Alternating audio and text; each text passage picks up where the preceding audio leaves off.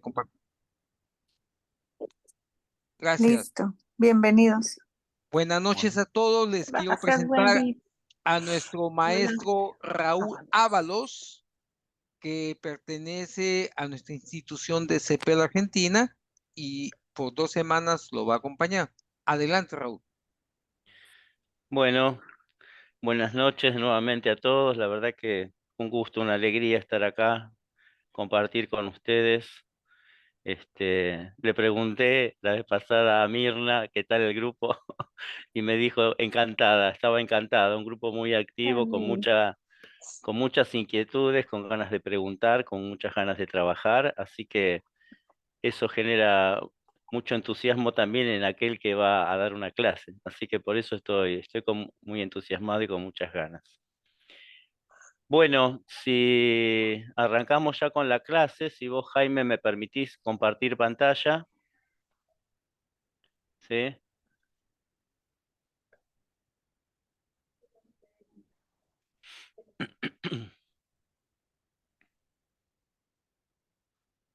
A ver si puedo.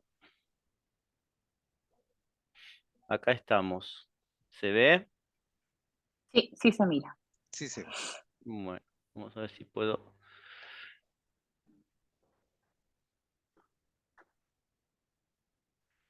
Bueno, la idea de esta clase es compartir con ustedes justamente lo que están viendo, que es la teoría de la personalidad de Roger.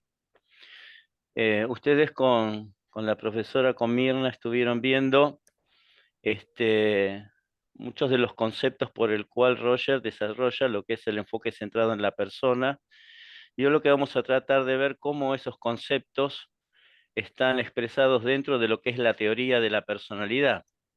Cuando hablamos de la teoría de la personalidad, es la construcción del yo, del self, del sí mismo, ¿sí? Que es una teoría, no sé si ustedes han escuchado hablar de algunas otras teorías, la freudiana, la de Jung, bueno, no tienen nada que ver, no tienen nada que ver. Eh, para Carl Rogers, la construcción del yo es algo que viene, podemos decirlo de alguna manera, que lo vamos a ir viendo, de afuera hacia adentro de la persona. A partir de las experiencias que la persona va teniendo con el mundo, va adquiriendo, se va abriendo las experiencias, va adquiriendo conocimiento de distintas maneras y va construyendo su yo. Esto es muy diferente a los conceptos de Freud, cuando Freud dice que en realidad la construcción del inconsciente es más de adentro hacia afuera, como Jung, ¿no? El concepto de Jung que tiene sobre lo que es el self es muy distinto al de Roger, está más basado en lo que son los arquetipos, por lo tanto habla de un inconsciente profundo. Esto así a modo general, por lo tanto la teoría de Roger es una teoría bastante distinta. Si bien es una teoría distinta que la vamos a ir viendo, es una teoría muy simple, muy sencilla, no es difícil de comprender, no es un entramado difícil, más bien es muy sencillo, y eso es una de las críticas que siempre le han hecho a él, que dicen, es muy sencillo lo que vos expresás, lo que él ha expresado mejor en vida, pero más allá de la sencillez, es muy claro y es muy profundo. La idea de la clase es yo poder ir explicándoles la teoría y hacer algunos espacios donde yo les voy a ir preguntando si hay alguna pregunta, si entienden, si me quieren decir algo, porque si bien es sencillo, es verdad que van a ser conceptos nuevos algunos, ¿sí? Así que yo no quiero estar 1 hora y media, 2 horas hablando yo solo, sino que quiero compartir con ustedes y que ustedes se vayan expresando. Al final sí, haremos un espacio de 20 minutos o quizás más de preguntas, de todo lo que ustedes quieran ir preguntando. Para empezar un poco con esta teoría de Roger, vamos a hablar de a ver si puedo minimizar un poco esto. Vamos a hablar de algo de la biografía también de Roger para entrar. Ustedes, yo sé que han visto algunas cosas de la biografía de Roger, pero esto me parecía importante, que en el año 1987, cuando fallece Roger, que es la Organización Mundial de la Salud recomendó el counseling como el método más apropiado de ayuda de apoyo y de prevención, dice, el abordaje del counseling como proceso facilitador en la psicoterapia y en la educación.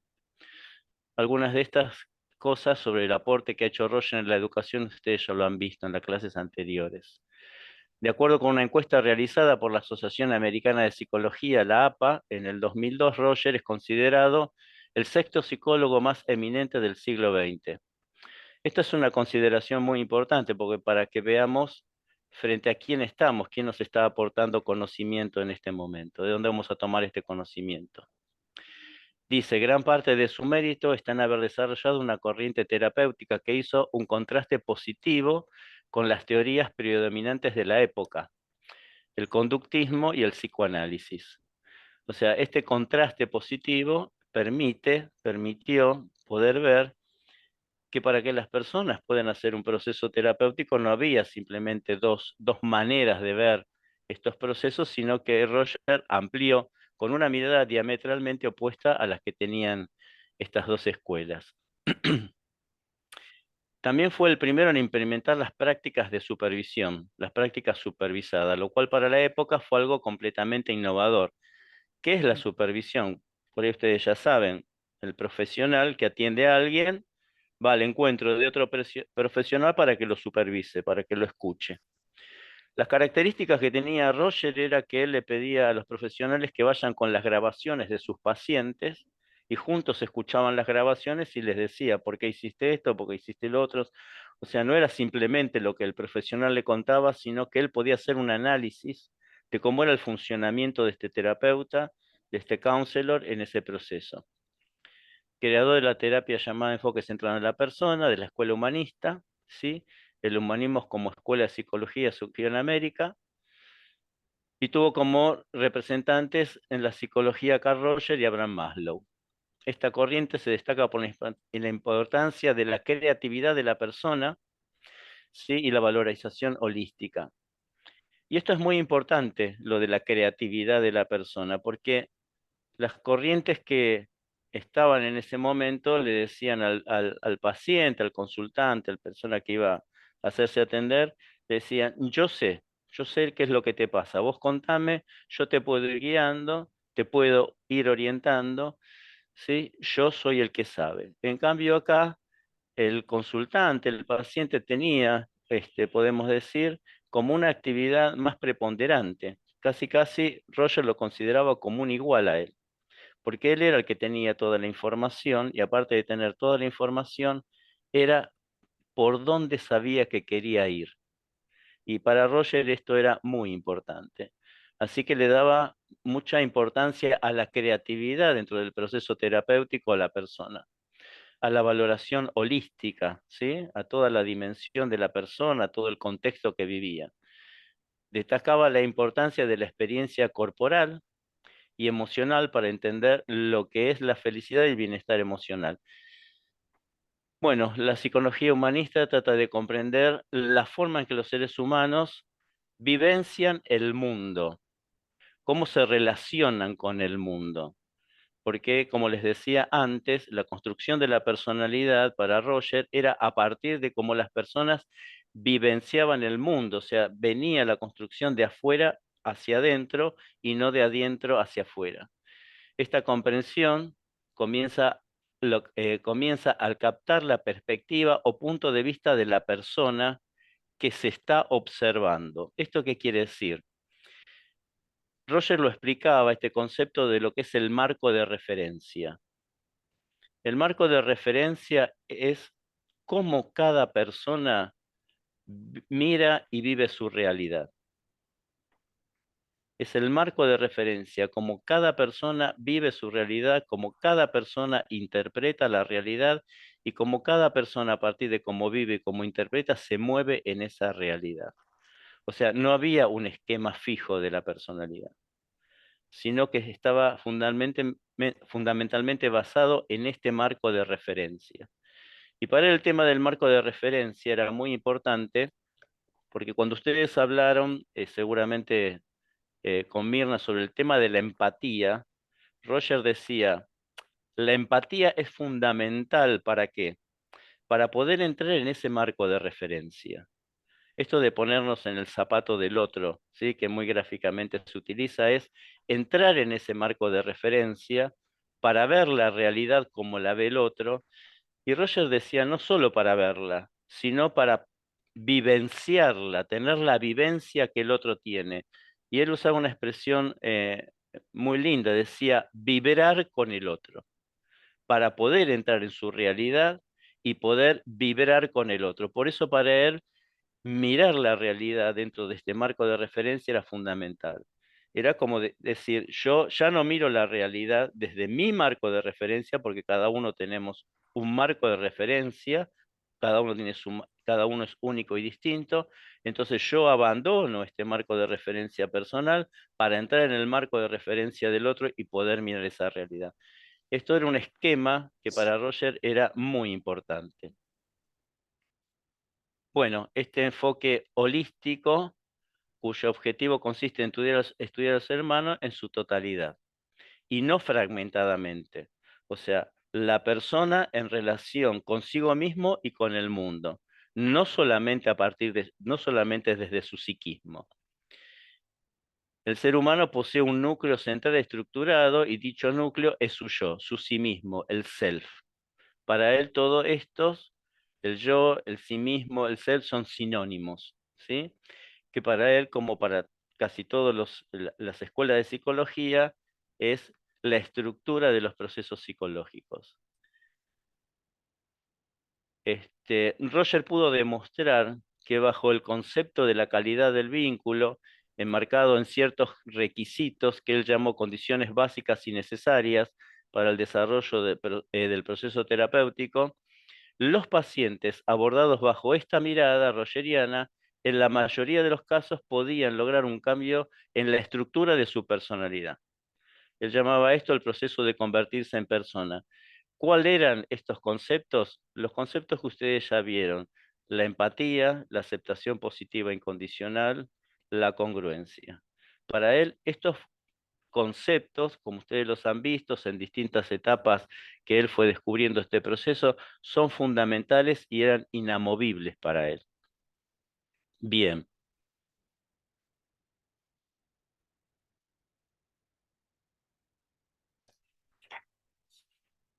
Vamos a ver algunos conceptos que ustedes vieron, pero los vamos a tratar de actualizar porque los vamos a utilizar para explicar esta teoría de la personalidad. La tendencia actualizante, dice, es el concepto fundamental en el enfoque centrado en la persona. Esta teoría considera que la persona tiene una tendencia innata a comportarse como un todo, como un organismo que es dinámico y abierto, en el que existe un deseo de estabilidad, de coherencia y un deseo de unidad y de orden. ¿Por qué utilicé la imagen del árbol? Porque este concepto de la tendencia actualizante está en la raíz misma, es la esencia misma de la persona para Roger. Es lo que mueve a la persona. La tendencia actualizante es la que mueve y empuja a la persona en todo tiempo. Este organismo está constantemente en movimiento hacia niveles superiores de conciencia y de realización. Esta tendencia innata, por eso lo pongo en la raíz, porque es innata, puede llevar a la persona a desarrollar todas sus potencialidades. En realidad, este es un concepto, a ver cómo explicarlo. Nadie llega a desarrollar todas sus posibilidades, pero sí, Roger cree que todas las personas que siguen su tendencia actualizante pueden tener un gran desarrollo de sus capacidades. Esto sería un desarrollo pleno del desarrollo de todas las capacidades, sería un desarrollo pleno, pero no hay persona que llegue a un desarrollo pleno, es un concepto más bien teórico, pero es un concepto hacia donde cree Roger que la persona va permanentemente. Cuando este proceso es favorable, el individuo se desarrolla en el sentido de la madurez. Roger dice, si la infancia no la bloquea a la tendencia actualizante, puede dar como resultado una persona plena, abierta a nuevas experiencias, reflexiva, espontánea y que valora a otros y se valora a sí mismo. Esto es importante recalcar porque es algo sobre lo que vamos a hablar.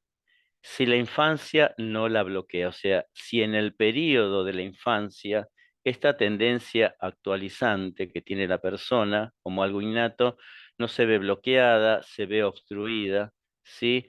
Puede hacer de la persona una persona que esté en permanente desarrollo de su persona, de la persona misma. Dice, si la persona tiene relaciones humanas positivas, carentes de amenazas a la concepción de su yo, ese yo que va construyendo desde la infancia, el organismo tiende a la actualización de sus capacidades, de sus potencias, ¿sí? Otro concepto que es la consideración positiva, lo que ustedes también vieron, los niños nacen deseando ser amados por sus padres, podemos decir. Este concepto de que los niños nacen deseando ser amados por sus padres, en realidad no es que nacen deseando ser amados por su padre, porque no tienen el concepto padre ni tienen incorporado la figura paterna, pero nacen con el deseo de ser protegidos, de ser amados, de ser cuidados, por una serie de cosas que nosotros ya lo vamos a ir viendo. Nacen como una sensación de estar necesitados de. Ahora lo vamos a ir ampliando un poquito más esta idea.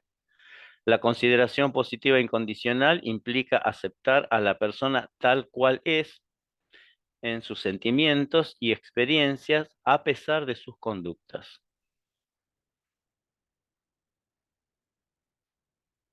La valoración organísmica abarca la dimensión corporal como el campo fáctico de las experiencias vivenciales, como el afecto, el abrazo, la mirada. O sea, la dimensión corporal es donde sucede todo, la experiencia de la persona. Su psiquismo se expresa a través de su cuerpo, ¿no? A través del afecto, a través de las expresiones, a través de la mirada. Es el campo fáctico, es el espacio de comunicación para consigo mismo y para con el mundo exterior. La dimensión psíquica donde se realizan los procesos afectivos, emocionales, cognitivos, la capacidad de comprenderse y de comprender a los demás. Y la dimensión espiritual podemos interpretar como los valores y las creencias. Acá Roger dejaba un poco de lado todo lo religioso, porque él estuvo en conflicto con la cuestión religiosa. Seguramente Mirna les contó, él había sido pastor evangélico y entra en conflicto con la fe a partir de que viaja a China y se encuentra con una serie de cuestiones que es producto de la Segunda Guerra Mundial y se cuestiona mucho la fe. Por eso Roger va a hablar de los valores de las personas, va a hablar de las creencias y va a hablar de la religiosidad no en el sentido espiritual, sino como algo que puede ayudar a la persona en su desarrollo, como algo que puede ayudar a la persona en su desarrollo. Hasta acá se entiende todo lo que voy explicando porque prácticamente es repaso de algunas cosas que ustedes ya han visto. ¿Sí? ¿Hay algo que quieran preguntar? Bueno, si no, avanzo. Ya estamos entrando con estos conceptos más de lleno a lo que es el desarrollo del yo. Esta es una charla que dio Roger, ¿sí? En una universidad, lo invitaron a hablar un poco de sus experiencias, del desarrollo de este enfoque, y Roger durante esa charla expresa todas estas cosas que ahora vamos a tratar de ver qué sentido tienen. Dice, durante mi trabajo en el Counseling Center de la Universidad de Chicago, tuve la oportunidad de trabajar con personas afectadas por una amplia variedad de problemas personales. El estudiante preocupado por su posible fracaso académico, la mujer atribulada por las dificultades matrimoniales, el individuo que se siente al borde del derrumbe o de la psicosis, el profesional responsable que dedica gran parte de su tiempo a fantasías sexuales y se desempeña mal en el trabajo, el padre desesperado por el acompañamiento de su hijo, etc. Y él dice, he llegado a creer que a pesar de esta intrincada multiplicidad de cuestiones que viven las personas y la complejidad de cada individuo, que cada individuo tiene, tal vez exista un único problema. Pienso que en el fondo todos se preguntan, ¿quién soy yo realmente? O sea, miren todas las cosas que él ve en su consultorio de la problemática humana, pero dice, en el fondo, más allá de todas estas cuestiones, estas problemáticas que son reales, dice, en el fondo, todos se preguntan, ¿quién soy yo realmente? ¿Cuál es mi anhelo en la vida? ¿Cómo puedo entrar en contacto con ese sí mismo real que subyace a mi conducta superficial? O sea, con ese yo que está por detrás a a la conducta que yo tengo. Dice, yo tengo una conducta, pero detrás de esa conducta hay un yo. ¿Cómo puedo conectarme con ese yo? ¿Qué está pasando? ¿Qué me está pasando? ¿Cómo puedo llegar a ser yo mismo? Estas preguntas son preguntas de orden existencial, porque, y esto es lo que para Roger fue muy importante en su experiencia como pastor evangélico, el encuentro con lo existencial, ¿sí? Él se va a preguntar, más allá de la problemática que le traen los pacientes, él va a preguntarse cómo responder en la vida, cuál es el sentido de la vida. En muchas de estas cosas va a estar conectado con Víctor Frank. ¿Eh? Surge para él como importante la búsqueda de la esencia de sí mismo, de la persona. ¿Cómo puedo conectarme con este yo profundo, con este yo interior, con esto que yo soy, con este impulso de vida, ¿sí? El que hablábamos al principio, que es la tendencia actualizante, con esto que me impulsa a avanzar en la vida y que a veces está como bloqueado? Son preguntas que sugieren una profunda reflexión. Roger, en todo este proceso, él estuvo siempre en su vida muy impactado por lo que es el existencialismo. Y una de las personas que él más Perdón, estudió, Raúl, perdón. sí, Sí, no, me quedé pensando con lo que usted decía hace ratito, cómo es, cómo le dijera yo, a veces uno hace sus juicios, ¿verdad? Cuando mira la conducta de determinada persona y uno sí, se imagina y todo el cuento, ¿no? Y cómo es importante eso que usted nos está diciendo, porque no para justificar, porque hay actitudes y acciones pues que no están bien, ¿no? Pero cómo llegar a entender el por qué esa persona llegó a eso, pues, a esa determinada actitud, a esa determinada acción, eh, y, y el quitarnos esos prejuicios predeterminados que uno se hace a simple vista, ¿verdad? ujú, Porque como usted, como expuso él, ¿verdad? O sea, todas las problemáticas que llegan son de la vida ordinaria, por decirlo así. El hijo sí, malcriado, la preocupación del dinero, la preocupación política, qué sé yo. Pero esto es ya para llegar a un nivel como que más profundo todavía, con esas preguntas que él propone, pues, o que él, digamos, dedujo. claro. Bueno, él justamente está profundamente impactado por el existencialismo. Por eso yo les decía que estas preguntas van más allá de lo cotidiano. Él es una persona con una profunda reflexión sobre la existencia de la persona y sobre hacia dónde se dirige la persona. Por eso para él, y ahora vamos a ir viendo, esto que dice Kierkegaard, a él lo movilizó mucho, a pensar cómo la persona se construye.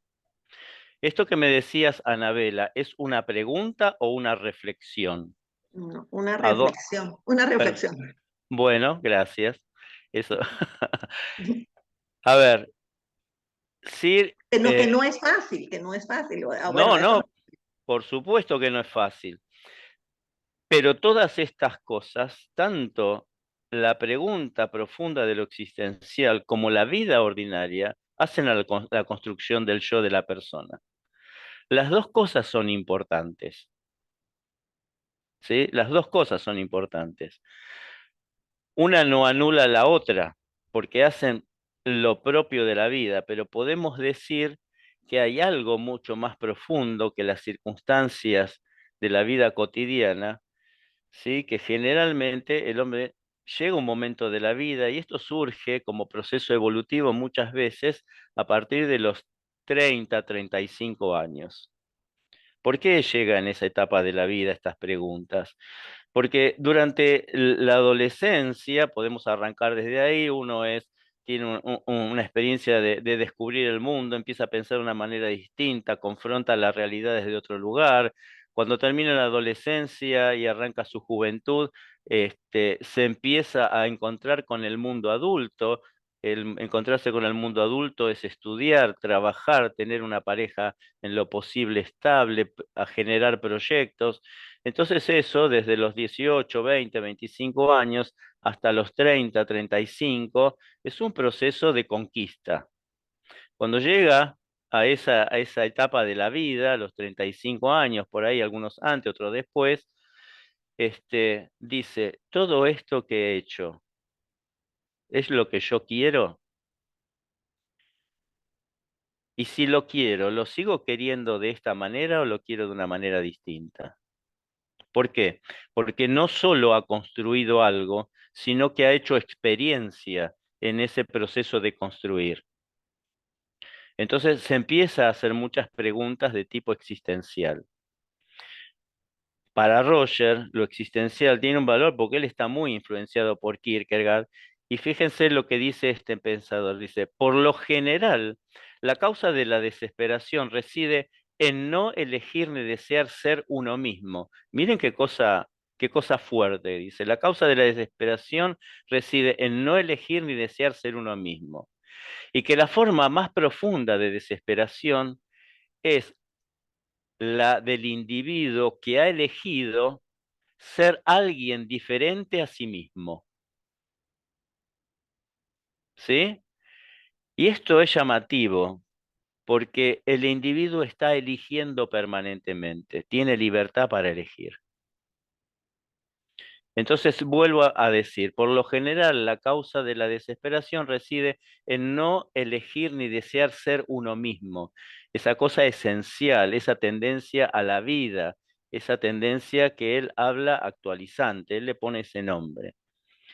Y que la forma más profunda de desesperación es la del individuo que ha elegido ser alguien diferente de sí mismo, alguien diferente a ese impulso de vida que tiene. Por otro lado, en el extremo opuesto a la desesperación, se encuentra el desear ser el sí mismo que uno realmente es. En esta elección radica la responsabilidad más profunda del hombre.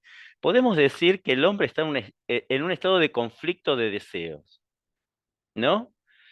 Hay un deseo de ser, pero también hay un deseo, podemos decir, de no ser. ¿Cómo podemos explicar esto? Vamos a tratar de dar un pasito más en esto. Podemos decir, acá hay una imagen muy surrealista, podemos decir, un hombre deseo, que tiene en su cabeza deseo y que desea, todas estas son deseos, que tiene distintos deseos.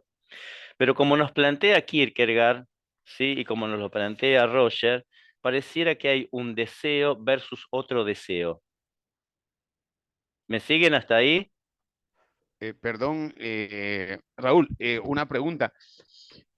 Me planteo lo siguiente, el hecho de desear ser alguien más de lo que uno realmente es, ¿para vos está mal? No, no estoy planteando eso.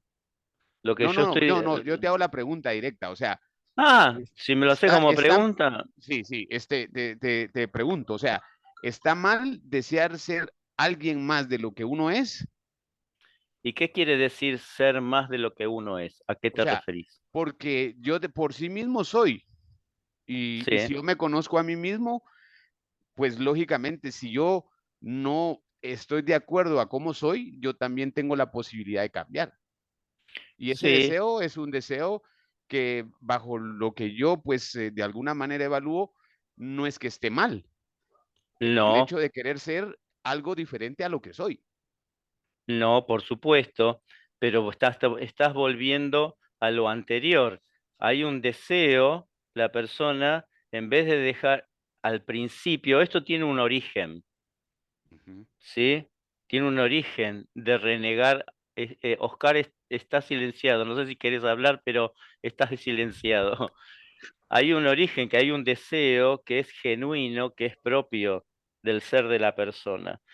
Pero este deseo de ser se va a ir viendo modificado por otras circunstancias que ahora vamos a tratar de explicarlas. Ok. ¿Sí?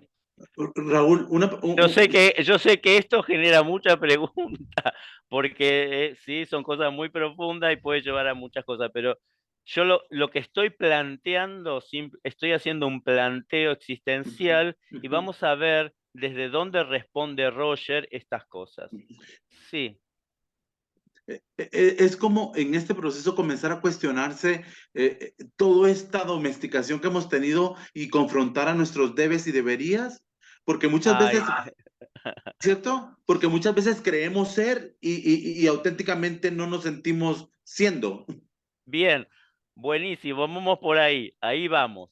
Entonces, fíjense, hay un deseo versus un deseo. Por lo que está planteando, que hay un deseo innato de ser, pero hay un deseo adquirido por la angustia, nos está diciendo Kierkegaard. La angustia tiene que ver con las circunstancias de la vida.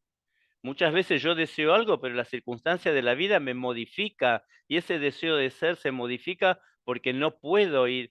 Esta circunstancia me muestra esto y ahí está la elección. Entonces, un deseo adquirido por la angustia y por la desesperación, nos está diciendo, ¿no? Entonces, ¿qué dice Roger?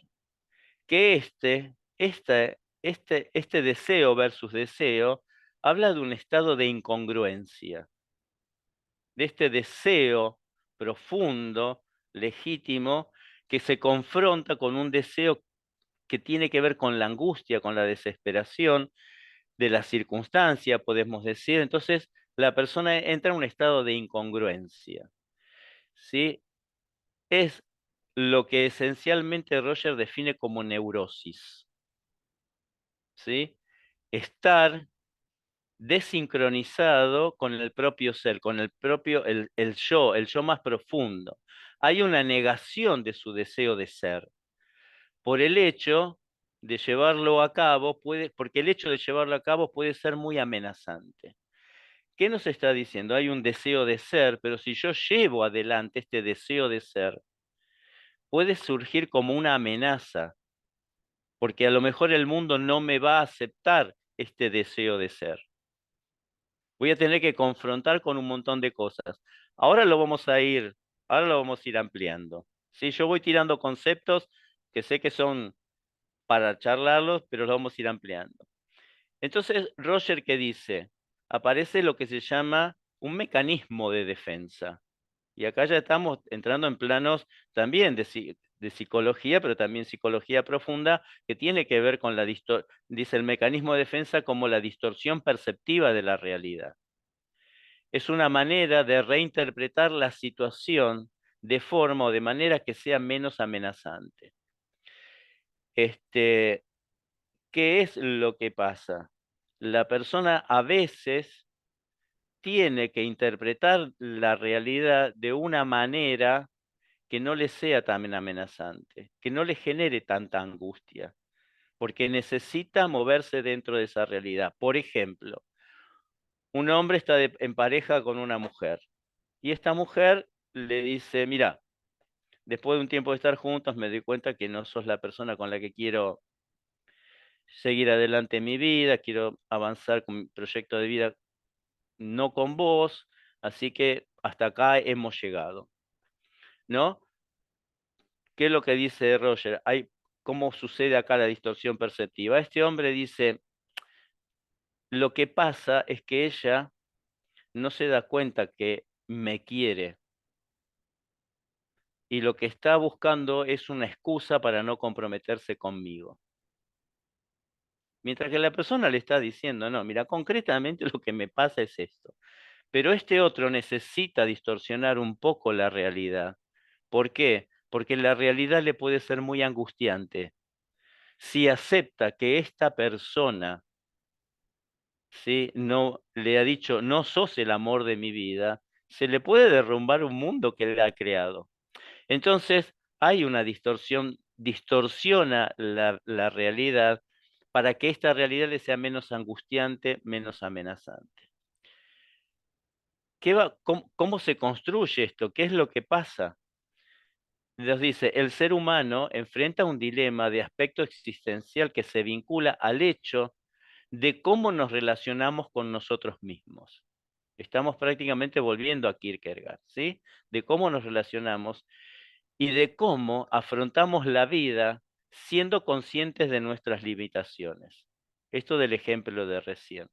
El ser humano enfrenta un dilema de aspecto existencial que se vincula al hecho de cómo se relaciona con el mismo y cómo nos afrontamos la vida siendo conscientes de los límites. Este hombre tendría que decir, bueno, tengo que aceptar que esta persona no me quiere y que el límite está en que yo no cubro sus expectativas. Esto sería una ubicación abierto a la experiencia, tener una ubicación de lo que está sucediendo y aceptar la realidad como es. Esto para el hombre, cuando hablo del hombre y la mujer, es un conflicto que a veces tiene que resolver y tiene que distorsionar un poquito la realidad para que la realidad no le sea tan angustiante. Capaz que con el tiempo puede llegar a esa conclusión, pero en este momento, en esta primera instancia, necesita modificar esto. ¿Cómo se desarrolla este estado de incongruencia? ¿Dónde está el origen de este proceso? Y acá vamos a la infancia, vamos a la niña, origen donde se originan la mayoría de los conflictos después a resolver, ¿no? Todas las escuelas de psicología coinciden en que la infancia es el momento nuclear del desarrollo de la persona. Entonces dice, durante el periodo de la infancia, el niño desarrolla por lo menos los siguientes atributos. Esto es todo, yo hago una síntesis, porque es muy larga la teoría de la personalidad de Roger, pero voy haciendo una síntesis de cómo Roger ve la construcción del yo. Dice, el niño percibe su experiencia como una realidad. ¿Qué nos dice el dibujo? Acá viene un niño. Raúl, perdona que te interrumpa. Marcela parece que quiere compartirnos algo. Ah, perfecto. A ver, Marcela, decime. Gracias, Erwin. Es que me quedó un poquito confuso el pensar cómo una persona que está en ese momento en ese mecanismo de defensa, Sí. ¿cómo puede ser consciente que está desvirtuando su realidad si está en un estado de inconsciencia? Es que no es consciente. Justamente los mecanismos de defensa son mecanismos de defensa que son inconscientes. Los mecanismos de defensa tienen la función de proteger lo que podemos decir técnicamente al yo para que no se angustie. O sea, los mecanismos de defensa son mecanismos sanos que activamos para no angustiarnos. Si la persona es una persona madura, ¿sí?, que es una persona abierta a las experiencias y es reflexiva, es posible que con el tiempo, como les decía antes, ya sea a través de un proceso terapéutico o a través de la reflexión, una charla con un amigo que le diga, no, mira, me parece fulanito que te está pasando otra cosa, el mensaje es otro, entonces la persona puede ir reflexionando. Los mecanismos de defensa sirven para eso, pero son inconscientes y son sanos. Son sanos. Ayuda a que la persona pueda relacionarse con la realidad. El problema es cuando esos mecanismos de defensa se instalan de manera muy rígida, entonces ya la persona empieza a distorsionar la realidad. Bueno, eso es algo que vamos a ver más adelante, pero más o menos está, Marcela. Bueno, Sí, Raúl, gracias. por nada. Entonces dice, el niño percibe su experiencia como una realidad. Tiene una potencia innata a actualizar su organismo. La tendencia actualizante. ¿Qué hace la tendencia actualizante? Como es propia de cada individuo, ¿sí?, entiende la realidad, comprende la realidad de una manera particular. El gráfico que nos está mostrando este cuadro. Acá hay un niño que se presenta entre los padres y supongamos que le dice, papá, mamá, esta es mi realidad, yo veo la realidad de esta manera. Es la visión de la realidad, ¿sí? Es una visión subjetiva de cada individuo. No hay una sola visión de la realidad. Entonces, el dibujo nos ayuda a reflexionar en este sentido. Viene el niño, va construyendo esta realidad. Entonces le dice, papá, mamá, mi realidad es esta, le muestra el papel. ¿Qué es qué muestra el papel? Círculo, una figura concéntrica, ¿sí? Podemos pensar que hizo una figura concéntrica, dibujó hacia adentro, una línea hacia afuera, eso habría que preguntarle al niño cuál fue su idea primera, pero está mostrando una realidad muy distinta a la de los padres. Entonces, dice, interactúa con la realidad en función de esa tendencia actualizante que le es propia de este niño, que es propia de esta persona.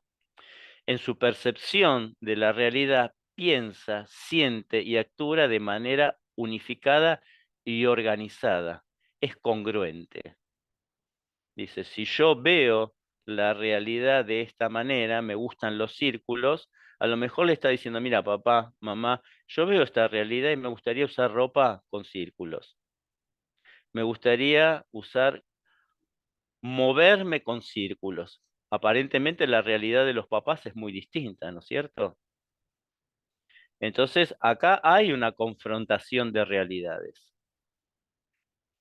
Esto es muy importante que podamos entender, porque muchas veces el niño viene y nos presenta una realidad distinta.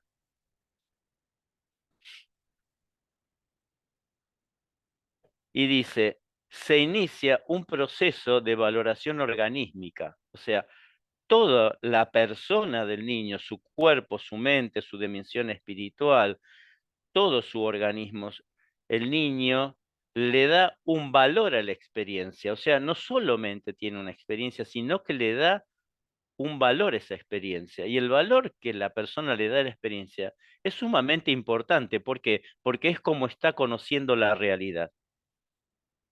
Es como está conociendo la realidad. Y lo que está tomando es como criterio para ver la realidad es la tendencia actualizante, es el impulso interior que tiene para manejarse y conocer la realidad. Yo les pregunto a ustedes, estos papás, de acuerdo a lo que ustedes vieron con Mirna, ¿son padres que tienen aceptación positiva incondicional? Actitudinalmente, ¿qué pareciera que le están diciendo? Abran los micrófonos y contesten. Lo están reprimiendo. Claro, o sea, hay aceptación positiva incondicional. No. ¿Hay por parte de los padres? No hay No. como que lo No, quieren ahí, dirigir, no. lo están Es- juzgando también. Sí, claro. hay crítica. Ujú. ¿Son empáticos con el niño? Para Nada. nada. No son empáticos. ¿Sí? Entonces, no hay aceptación positiva incondicional, no hay empatía, no hay aceptación de lo que hablábamos antes, el marco de referencia del otro, como el otro ve la realidad. ¿Mm? Una pregunta. ¿Estos papás para este niño podrían ser una amenaza para su realidad? Totalmente. Sí. Sí, sí. Bueno, entonces nos encontramos con que el niño percibe la realidad, quiere expresarla de una manera y del otro lado, de los más significantes que son para su vida, encuentra que son como Dicen una que no. amenaza, que no lo comprenden y que no lo aceptan. Bajo estas circunstancias es que se está construyendo el yo del niño.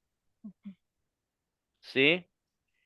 Se está construyendo y se está moviendo. ¿Cómo se está moviendo este deseo de ser? Parece que ya empieza a bloquearse un poquito, ¿no es cierto? Parece que este deseo de ser del que habla Kierkegaard se está bloqueando un poquito. Están apareciendo cosas que le están diciendo, a ver, no seas tanto vos. Bien, es claro el gráfico. Vamos a pasar al otro. Dice, que el niño, en estas experiencias, en el punto 5, se inicia un proceso de valoración organísmica en el que el niño le da un valor a las experiencias, tomando como criterio la tendencia actualizante. O sea, él tiene experiencias y va diciendo, esta experiencia es positiva o esta experiencia es negativa, de acuerdo a esa tendencia actualizante. Él va haciendo, no es consciente, no reflexiona, pero vivencia, tiene una vivencia organísmica de todo su ser. Yo no voy a volver a explicar todo lo que es la valoración organísmica porque por ahí seguro que Mirna se los explicó. Pero acá hay una valoración organísmica que él está haciendo a esta experiencia que está teniendo. Por la cara del niño ¿sí? Le está diciendo, esta experiencia tiene un valor negativo. Por la cara y la posición del niño, ¿sí? Entonces, toda su posición de su cuerpo, la expresión de su rostro, las manos atrás, es una posición de sumisión, de decir, esto hay algo que no funciona. Así como el niño va construyendo su yo. Por eso dice, tiende a buscar las experiencias que percibe como positivas y rechaza las negativas. Y rechaza las negativas. Pero vamos a ver ahora hasta dónde puede rechazar las negativas. Fíjense, quédense con esto.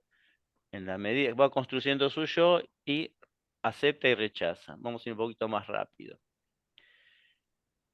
Aparece en este proceso del desarrollo del yo del niño un concepto al que Roger llama la consideración positiva.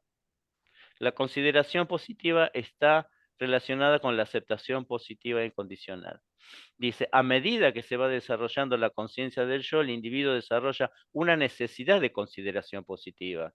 O sea, el niño va desarrollando su vida en el mundo y va tomando conciencia de quién es, del mundo que lo rodea, de sus padres, y dice, desarrolla una necesidad de consideración positiva. Es la necesidad de recibir afecto, de recibir amor, de recibir reconocimiento, de recibir cuidado. Esto es lo que el niño necesita. Tiene esta necesidad. ¿Por qué? Porque está desprotegido, él no puede protegerse por sí mismo. Necesita la protección de, en este caso, los padres, de los que lo cuidan. Entonces dice, la satisfacción de esta necesidad se logra a partir del reconocimiento de la consideración positiva del otro. O sea, la manera que el niño va a saciar esto que tiene como necesidad es a partir de que el papá y la mamá le brinden afecto, amor, cariño, reconocimiento, cuidado. Acá el niño está recibiendo afecto, No, está recibiendo reconocimiento, Tampoco. está siendo valorizado. Menos. Bien, está entrando en conflicto ya, ¿no es cierto? Entonces, la satisfacción de esa necesidad de consideración positiva, dice Roger también, es recíproca. ¿Qué está queriendo decir? Si esto fuera todo a la inversa y los papás lo consideren positivamente al niño, es recíproca, ¿por qué? Porque el niño se va a poner feliz, se va a poner contento. Entonces los padres, al dar consideración positiva y el niño recibirla, los papás se van a alegrar y a través de la expresión del niño los padres van a recibir consideración positiva. Por eso para Roger es tan importante la aceptación positiva incondicional dentro de los procesos, porque es como un proceso de restauración de estas situaciones. ¿Se entiende? ¿Por qué para Roger es tan importante este concepto? La satisfacción de esa necesidad de consideración positiva es recíproca. Los efectos de esa satisfacción son intensos por estar relacionados con ¿qué? Con el amor, la valoración, la aprobación, el cuidado. Por eso es intenso la satisfacción de esta necesidad. Imagínense, si tiene esta necesidad y es satisfecho, es muy intenso esto. Porque es el ser de la persona prácticamente, el amor, el cuidado, la valoración, ¿sí? Un chico valorado es un chico que va a tener una buena estima, una buena autoestima el día de mañana. Entonces, esta satisfacción es una experiencia muy intensa, ¿sí? La necesidad de consideración positiva, dice, puede ser más poderosa que la valoración organísmica. ¿Qué quiero decir con esto? Y acá es donde aparece el conflicto. Hablábamos de la valoración organísmica, la tendencia actualizante, como algo innato que empuja a la persona para el desarrollo de su personalidad, de su sí mismo, para el desarrollo de su congruencia, pero también tiene necesidad de consideración positiva. Como tiene necesidad de consideración positiva, este niño dice, si yo mantengo mi tendencia actualizante, que es dibujar círculos, voy a perder el amor, el cariño y el afecto y el cuidado de mis padres. Entonces voy a tener que dejar de lado esta tendencia actualizante, este sí mismo profundo, esta fuerza de querer ser, para que mi papá, mi mamá me quieran, me aprueben, me valoren, ta. Entonces aparece como una bifurcación acá. Aparece que se divide la tendencia actualizante, esa potencia innata de la persona para que la persona se realice, y la cambia por la necesidad de ser considerado positivamente. Acá es donde se produce la incongruencia. Acá es donde aparece ese deseo versus el otro deseo. ¿Vieron que hablábamos hace un rato que hay un deseo de ser contra un deseo que se gesta a partir de la angustia? Este chico angustiado dice, yo no puedo perderme el amor de mis padres. No puedo perder la posibilidad de ser valorado, de ser cuidado. Entonces, acá se produce el conflicto. Por eso dice, la necesidad de consideración positiva puede ser más fuerte que la valoración organísmica y que la tendencia actualizante. Puede ser más poderosa. La consideración positiva viene del mundo exterior del individuo también, mientras que la valoración organísmica es una cualidad innata. La consideración positiva viene del mundo exterior porque viene de los padres, viene de los significantes. Dice, la necesidad de consideración positiva no es solo la búsqueda de reconocimiento, sino expresa la necesidad de sostén, la necesidad de ser sostenido. Este chico dice, a ver, sosténganme, quiero que me sostengan, ¿sí? Para tener un yo fuerte. Y el que los padres sean sostén, a él le va a permitir construir un yo fuerte, ¿sí? Si no, va a construir un yo débil. Esto vamos a ir viéndolo, pero el tema del sostén va a ser muy importante, porque dar reconocimiento, dar cuidado, dar amor, dar afecto, es sostén, es sostener al otro. Fíjense qué importante es este proceso para la construcción del yo. ¿Quedó claro esta separación? ¿Quedó claro cómo está relacionado con lo que plantea Kierkegaard? ¿Queda claro cómo es este deseo versus el deseo? ¿Sí? Porque esto es como el eje para poder entender parte de este proceso. Acá hay un dibujito muy lindo. Raúl, Sí, ¿qué pasa, digamos, que se ha visto, digamos, hoy en día se ha visto de papás jóvenes, ¿verdad? Que, sí. que, digamos, no quieren perder el afecto de los hijos y por lo tanto, digamos, tal vez los dejan pasar muchas cosas por temor a perder ese afecto. Podría aplicarse esto mismo, que han sido ellos de su construcción del yo. Perfecto. Está muy buena la Voy a poner pregunta, Anabela. ¿Por qué? de los que tengo. Porque sucede algo. El problema no es que los padres no le digan no a los chicos. El tema es cómo le dicen Voy a no. buscar. Porque el papá y la mamá están para decirle, no, mira, te podés equivocar. Esta decisión que estás tomando no es una decisión que te va a ayudar. ¿sí? Y puede manifestárselo con amor, se lo puede manifestar con cariño, se lo puede manifestar con afecto, que no es el caso de esta figura. Acá la figura es amenazante. Acá los papás le pueden decir, aunque estén equivocados, a lo mejor le pueden decir, mira, esto que estás viendo como realidad no es bueno, pero puede acompañar al niño en su proceso de búsqueda. Los papás tienen que también aprender a discernir cuándo sí y cuándo no. ¿Por qué? Porque el no solamente es poner un límite, sino también es frustrar al niño. Los papás tienen que frustrar al niño en muchas cosas. ¿Por qué? Porque si no, no desarrollan lo que se llama la tolerancia a la frustración. El punto, el problema de este esquema que estamos viendo no está tanto en el no, sino en la forma que se dice no. Hace poco yo estaba en una reunión familiar y una sobrinita de 5 años aparece de golpe y le pega un cachetazo al hermano. Entonces el papá la agarra y le dice, fulanita, ¿por qué le pegaste a tu hermano?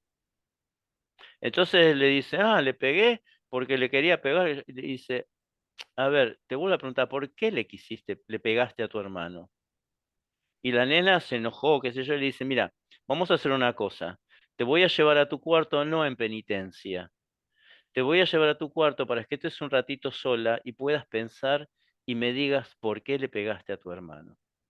No es una penitencia, es para que podamos pensar y charlar juntos de este tema.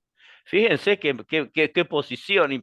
Yo dije, qué bárbaro este padre, me parece fantástico, porque le dice, no es una penitencia, es para que pienses. Cuando vos tengas en claro por qué le pegaste a tu hermano, si me lo podés decir, salí de tu cuarto y vení y me lo decís. Bueno, estábamos en la reunión y la nena aparece y le dice, papá, y él dice, ¿sabés por qué? No, no sé por qué.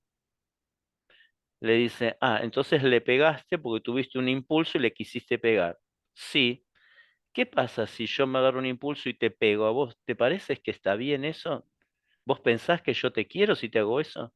Bueno, le hizo hacer un espacio de reflexión a la nena, que yo dije, esto es bárbaro. Ojalá le dedicó tiempo, la frustró porque le dijo, está mal lo que hiciste, andate al cuarto, andate a pensar. Frustrarla es, no sigas haciendo lo que vos querés.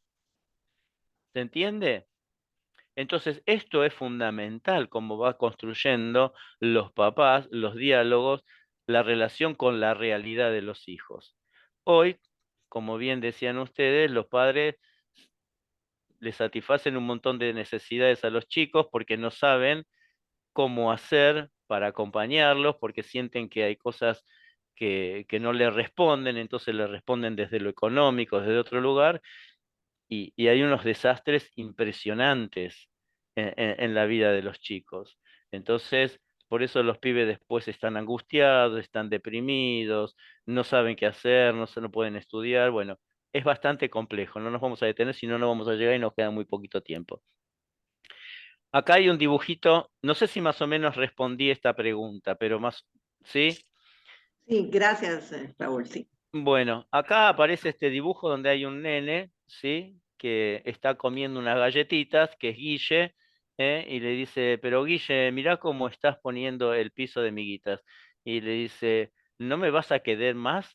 Le dice, por lo que está haciendo. Y le dice, si ensucias así, no. Entonces el nene se queda pensando. Y le dice a la mamá, tu cariño es muy de morondanga, como como diciéndole, tu cariño es un cariño muy pobre. Morondanga acá significa algo pobre. Le dice, tu cariño es de morondanga, entonces guárdatelo. Le dice, tu cariño, si vos no me vas a querer más simplemente porque tiro unas miguitas al piso, tenés un amor muy pobre hacia mí. Pero la realidad es que el niño no tiene esta capacidad de reflexión. Esto es un dibujito, que sería fantástico porque le dice a la mamá, hacete cargo de la forma que tenés en amarme. Amarme de la mejor manera. Entonces, podemos ver acá rápidamente En las etapas de la teoría del pensamiento cognitivo, según Piaget, él dice, bueno, aparecen distintas etapas. Y se me fue un poquito. Yo me voy a detener básicamente, no en la primera ni en la segunda. No la puedo ubicar, a ver.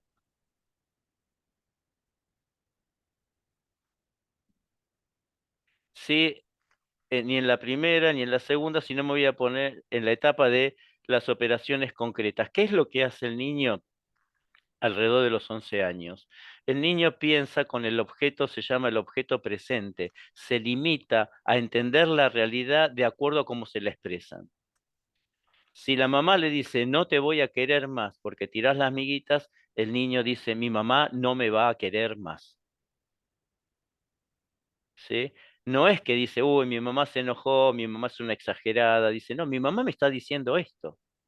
Se llama pensamiento de la etapa de las operaciones concretas, pensamiento operacional concreto. Esto para que lo tengan, lo vean, después si quieren profundícenlo, yo voy a tratar de avanzar. Más adelante viene el pensamiento abstracto, que se llama de las etapas de las operaciones formales, donde el niño ya puede hacer conjeturas, y esto es recién a partir de los 11, 12 años, hasta los 15 y en adelante, donde el chico puede generar una hipótesis, donde el chico puede decir, si mi mamá me está diciendo que no me quiere más porque tiro la amiga, en realidad es porque tuvo un mal día o porque le estoy ensuciando el piso, pero yo sé que ella me sigue queriendo porque me lo ha demostrado de otras maneras. O sea, aparece lo que se llama el pensamiento hipotético deductivo. Por eso no es solamente un tema de sensaciones, sino también lo que le pasa al niño es que el niño puede pensar en proceso del desarrollo de su cerebro. Y a partir de eso también es que puede desarrollar distintas formas de pensamiento. Sigo avanzando. ¿Qué es lo que dice Roger? Como proceso madurativo, el individuo desarrolla lo que se llama la consideración positiva de sí mismo. ¿Sí? Es el desarrollo de la necesidad de consideración positiva de sí mismo, se presenta como una necesidad adquirida, fruto de haber aprendido a ser su propia persona criterio. Por eso acá vemos un dibujito que le dice a los demás, a ver, esperen un momento, esperen, no avancen sobre mí. Yo tengo mis criterios, yo soy una persona que tiene criterios. O sea, pone el foco de valoración, en vez de ponerlo en lo externo, que son los padres, la familia, la escuela, las amistades, la sociedad, la cultura, etcétera, ¿sí? Van a tener un valor relativo, porque acá el foco de valoración va a ser interno, va a ser cómo yo me valoro, no cómo me valoran los de afuera. ¿Se entiende la diferencia entre el foco de valoración interno y el foco de valoración externo? El externo es toda la valoración que viene hacia afuera.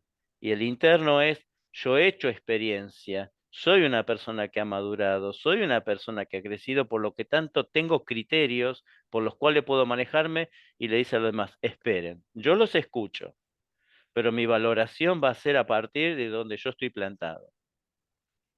Dice, esta tendencia lleva al individuo a un proceso de madurez psicoafectiva. Como consecuencia del desarrollo de la consideración positiva de sí mismo, la persona va a generar lo que se llama la valoración condicional. Acá cambia la cosa, porque la persona ya está madura, ya está parada, y va a decir, acá yo he desarrollado la valoración condicional. ¿Qué quiere decir? Le va a decir, a vos te valoro y a vos no te valoro. Los criterios que vos tenés coinciden con los míos, les doy valor. Los que vos tenés, los escucho, pero no les doy valor porque a mí no me sirven, a grosso modo, ¿sí? Por eso está esto, la consideración positiva de sí mismo. Así como necesita la consideración positiva de los otros en una etapa de la vida, en la madurez desarrolla este otro aspecto. Bien, todos estos procesos, y sobre todo el proceso anterior, que el niño tiene que dejar de ser quien esta tendencia actualizante lo impulsa a hacer, lo lleva a lo que se llama, a lo que muchas veces habrán escuchado hablar, la construcción de la máscara. ¿Escucharon hablar de esto?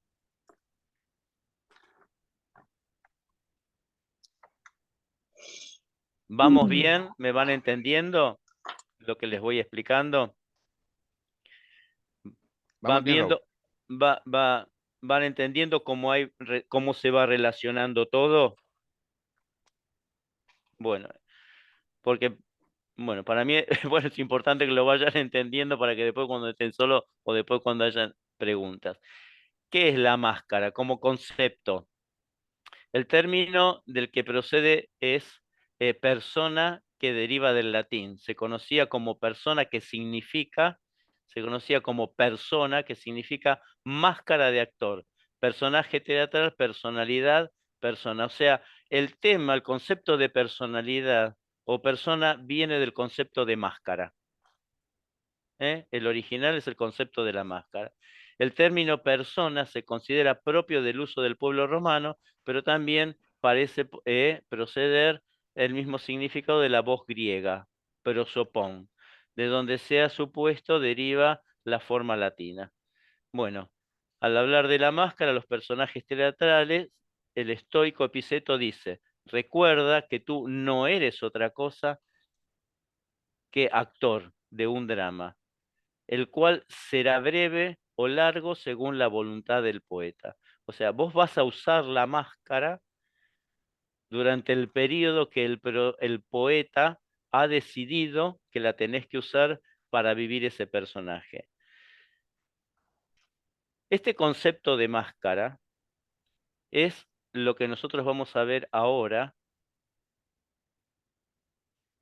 la máscara como proceso defensivo y protector. ¿Por qué? Cuando el niño siente que lo que le dicen no recibe ese afecto, no recibe ese cariño, tiene que enmascararse como persona, tiene que adoptar modalidades que no le son propias. Tiene como que amalgamarse a las cuestiones familiares, a las cuestiones sociales, a las cuestiones culturales, porque si no, si yo no me adapto, no me van a recibir, no me van a escuchar, no voy a poder pertenecer. Entonces aparece el proceso de enmascaramiento, ser quien no soy, ¿sí? Hay un deseo que surge de la angustia, la máscara es proceso de esa angustia. La persona se reviste de algo que no es, se tiene que mostrar de una manera distinta. Entonces dice, la máscara es un elemento protector de la intimidad individual. Desde la más tierna infancia utilizamos mecanismos que nos ayudan a evitar, reprimir o contener experiencias que nos angustian o generan ansiedad. Las máscaras facilitan esta necesidad humana. ¿Sí? Se trata de protegernos a nosotros mismos de lo que nos hace daño o percibimos como amenazante. Si yo me enmascaro, no me van a... Si yo empiezo a dibujar la realidad a cuadros, me enmascaro de esa manera, mis papás no van a ser un tema amenazante, no se van a enojar, no me van a decir que no, me van a querer, etcétera, etcétera.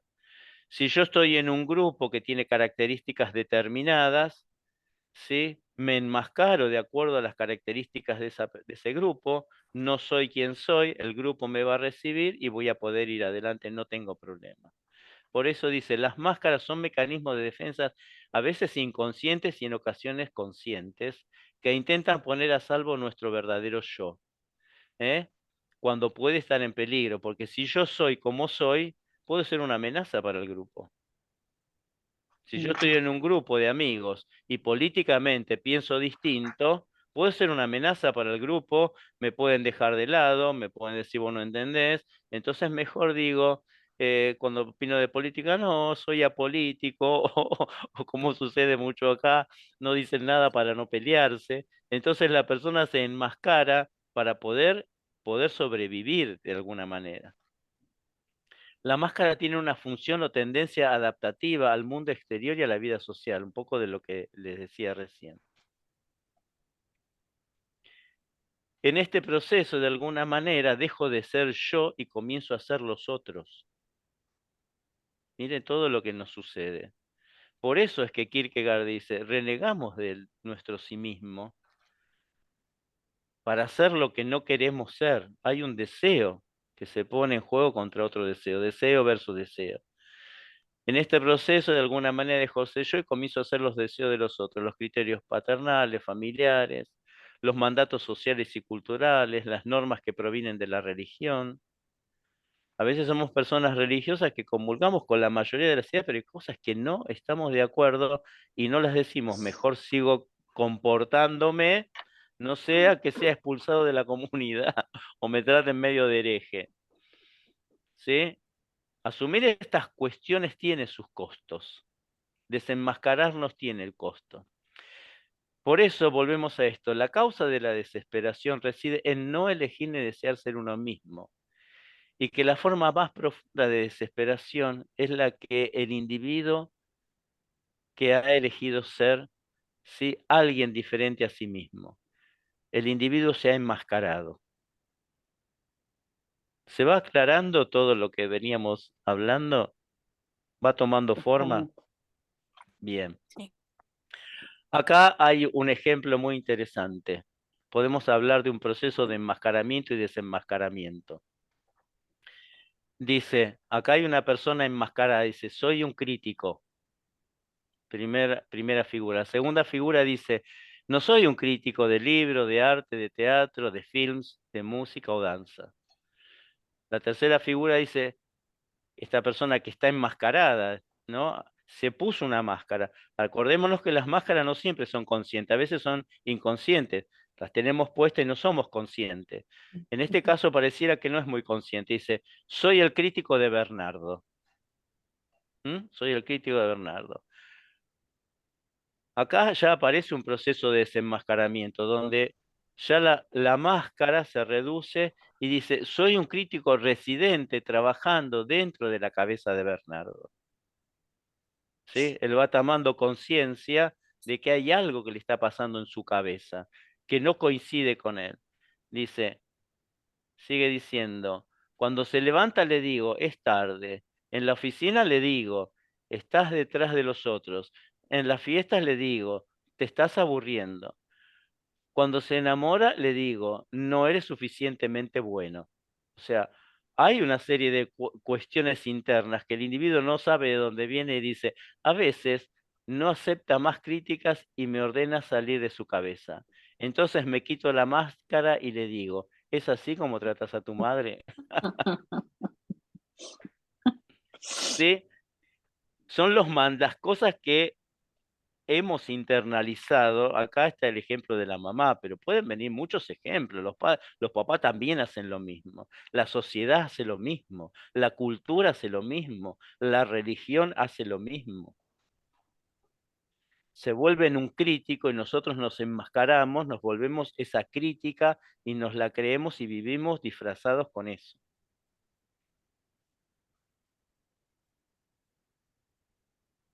Acá hay un caso que les voy a compartir y ya en ratito vamos a las preguntas, si tienen preguntas. Y dice, una consultante, una joven estudiante, describe una de las máscaras que ha utilizado hasta ese momento y señala que le preocupa intensamente la fachada apacible y simpática que presenta. Me pregunto si existe en mí un sí mismo con convicciones propias. Evidentemente, esta persona se está preguntando esto porque está haciendo proceso. Se está mirando, se está analizando, está mirándose como persona. ¿Sí? Por eso puede estar preguntándose estas cosas. Dice, estaba pensando sobre este asunto de las normas, lo que hablábamos hace un ratito. De alguna manera yo había desarrollado algo así como una habilidad especial, digamos. Bueno, la costumbre de tratar de que la gente se sienta cómoda a mi lado o que las cosas se desarrollen apaciblemente. ¿Mm? Miren qué interesante, la costumbre de tratar de que la gente se sienta cómoda. Ella estaba preocupada por esto. Siempre tenía que haber un pacificador, como el aceite que suaviza las aguas. En una pequeña reunión o fiesta o lo que fuera, podía lograr que todos salieran bien y aún dar la impresión de estar disfrutando. A veces me sorprendía a mí misma manifestando una opinión contraria a mis propias convicciones si veía que que de otra manera mi interlocutor podría sentirse mal. En otras palabras, nunca estaba, es decir, nunca me manifesté firme y decidida a hacer acerca de las cosas. Creo que la razón por la que me comportaba de ese modo es que en casa siempre hacía lo mismo. O sea, está arrepintiendo, dice, estoy haciendo cosas con las cuales no estoy de acuerdo, pero creo que las tengo recibidas como un mandato familiar. ¿Sí? Dice, directamente nunca me puse a defender mis propias convicciones, hasta tal punto que no sé si en realidad tengo convicciones que defender. Nunca he sido realmente honesta en el sentido de procurar ser yo misma, ni creo conocerme en realidad. Miren qué fuerte esto que dice. Ni creo conocerme en realidad. Simplemente he estado interpretando un papel falso. ¿Mm? Volvemos al origen, a Kierkegaard, al planteo existencial de Roger. ¿Alguien quiere hacer alguna pregunta?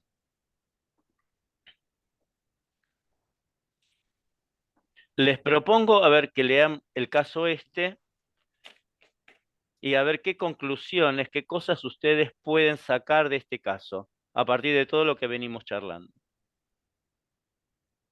Vamos a arriesgarnos a decir, yo veo esto, lo puedo ver en todo el párrafo, lo puedo ver en este párrafo, lo puedo ver en esta expresión. ¿Sí? Algunas conclusiones que quieran hacer. Pues yo lo que veo es a una persona que siempre ha tratado de complacer a los demás, de quedar bien con ellos, de ser como que la salvadora, ¿verdad? Porque en algún momento dice, para que otras personas no se sintieran mal. Es decir, siempre estuvo así, pero Bien. llega a un cuestionamiento, pues, de que indudablemente ella no se siente bien, ella no se siente bien así. ¿Sabe? Claro. O está interiorizando, ¿verdad? Bien, gracias. ¿Quién más? Oscar, que levantaste la mano. Creo que iba primero Marcela y después con mucho gusto yo, gracias. Dale, Marcela. Marcela, gracias. Gracias. Yo considero que debe ser que desde muy chiquita ella necesitaba siempre la aprobación de sus padres, de alguien, y siempre estaba buscando que alguien aprobara lo que ella hacía.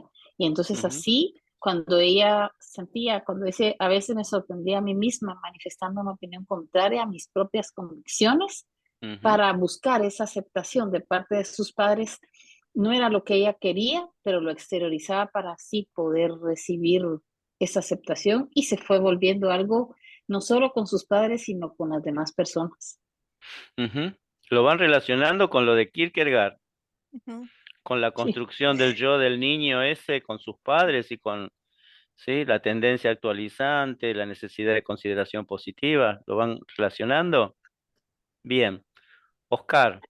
Y lo que yo veo aquí que es terrible vivir las expectativas de los demás, que los demás tienen en mí. Y a veces nos cuelgan letreros que nos pesan y vamos creando ese falso yo por alimentar ese letrero que nos cuelgan. Exacto. Y eso es muy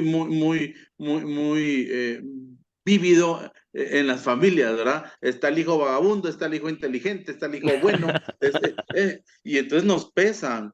A mí me pusieron un título con las buenas intenciones, ¿eh? Me pusieron ese título y a los 30 dije, no más, voy a conciliarme con mi papá, voy a conciliarme con mi mamá, pero me voy a asumir como el hijo que soy, no que quieren ser. Entonces, todo lo que has dicho me identifica mucho en este proceso de la domesticación que había dicho, con los debes y los deberías, y cuando nos confrontamos con nuestra realidad, vamos a cuestionar creencias, que es algo muy fuerte, ¿no?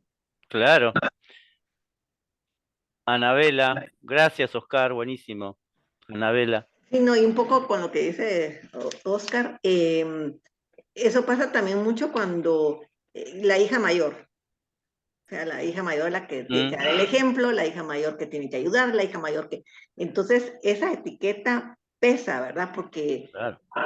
Porque como dice Oscar, ¿verdad? Llega un momento en que uno se harta, pues uno no quisiera ser la hija mayor, pues, o sea, ya está un poco como... Y siempre cuestiono, y no es que me quiera meter en religión, pero siempre cuestiono lo del el hijo pródigo, de la parábola del hijo pródigo. Sí. Porque es eso, ¿verdad? Es la actitud. Si uno mira el cuadro de Rembrandt y mira, pues, si la parábola y todo lo que sea, pero pues la actitud del hijo mayor, que siempre, ¿verdad? Aunque, ¿verdad? Pero sí pesa eso. Sí, claro. Bueno, gracias, Edwin. Sí, me escuchan ahí, es que perdí lo que son los audífonos porque se descargaron. No sé si me escuchan, pero Sí, bueno, yo lo que veo perfecto. también es que ella de alguna manera lo que está buscando es como quien dice aceptación a todo nivel. O sea, ella busca aún haciendo a un lado sus convicciones y lo que directamente ella piensa por tal de buscar la aceptación. Entonces ella viene y de alguna manera está abandonando pues ese derecho que tiene a ser ella misma y a poder dar sus opiniones. Entonces ella siempre va a estar siguiendo la corriente de los demás, pues, ¿verdad? Entonces, pero es por esa búsqueda de aceptación que muchas veces tenemos, que para estar sobre todo en un grupo y que uno formar parte de él, pues entonces está renunciando a sus propias convicciones. Eso es lo que yo, lo que puedo evaluar también. Sí. Bien. Vamos a ver acá algunas conclusiones. ¿Las ven ustedes ahí? Bien, Sí. bien. Las personas toman conciencia de su máscara, del personaje que ha construido. Esta chica toma conciencia de lo que hizo. Hay que ser claro con esto, ya sea consciente o inconscientemente, la persona hace una elección frente a la angustia. La angustia la lleva a hacer una elección. Entonces, la persona toma conciencia del personaje que ha construido. Dice, siempre tenía que haber un pacificador. Así como algunos decían un salvador, etcétera. Bueno, ella se denomina como el pacificador. Yo soy el pacificador. Entonces, se puso la máscara y no podía ir contra sí misma, porque ella ya había vendido esa imagen. Entonces, en toda reunión tenía que ser pacificadora. Dice, a veces me sorprendía a mí misma manifestando una opinión contraria a mis propias convicciones. O sea, toma conciencia, de a poco va tomando conciencia. Dice, acá es interesante esto que dice Roger, la valoración organísmica, cómo aparece la valoración. Porque dice, organísmicamente dice, a veces me sorprendía a mí misma, ¿sí? Parece como que va haciendo un proceso de reconocimiento, ¿sí? En relación a las opiniones que tenía, que era contraria a lo que yo sentía, a lo que yo pensaba. B, toma conciencia de su insatisfacción, no solamente toma conciencia, construir una máscara, sino yo estoy insatisfecha de esto que hice. Aparece nuevamente la angustia, la desesperación. Directamente nunca me puse a defender mis propias convicciones, hasta tal punto que no sé si en realidad tengo convicciones que defender. Claro, como nunca defendió, nunca las construyó, ni sabe cuáles son sus convicciones. Veamos que el proceso de desenmascaramiento cuando la persona lo va realizando es muy angustiante, es doloroso, no es fácil, no es fácil. Dice, aparece la angustia de no ser. ¿Mm? Aparece la angustia de no ser. Aparece el dolor de haber descubierto algo tan estructural de su persona que antes ignoraba. Va tomando conciencia de lo que he construido. La pregunta que aparece es ¿quién soy? ¿Sí? Nunca he sido realmente honesta en el sentido de procurar ser yo misma.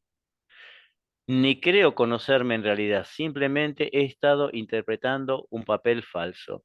¿Quién soy? Fuerte. En la remoción de la máscara, hasta entonces consideraba una parte muy real de uno mismo. Y puede ser una experiencia profundamente perturbadora la remoción de la máscara, porque es como siempre me he reconocido y me he hecho conocer en el mundo. La remoción de la máscara, el cambio, es como que digan, yo no soy ya esa persona, no, yo ya no soy eso, soy otra persona distinta. Pero hacer esto es muy complejo, porque la pregunta también que aparece de fondo, ¿y ahora qué voy a hacer yo? ¿Los otros me van a aceptar? ¿Voy a seguir siendo amado, respetado, valorizado? Si digo quién soy y cambio mis criterios, digo que tengo otros valores. Esto me hace acordar mucho, yo conocía a un chico, uno que era un pibe amigo, que de chico le decían el prócer, porque como le iba bien en la escuela, hacía las cosas bien, el prócer, el prócer. El prócer un día explotó y terminó siendo un desastre, hizo un desastre. Y la familia lo desconocía y él en un momento dije, este soy yo, dijo, este soy yo, ¿no? La máscara del prócer. Después, la persona avanza hacia ese objetivo cuando experimenta la libertad de pensarse, de sentirse y de ser. Sí, hay una experiencia de libertad que tiene la persona, pero la libertad es muy angustiante. La libertad da miedo. Ser la persona que uno es y ser libre da miedo. Hay un libro muy lindo que se llama El miedo a la libertad. ¿Sí?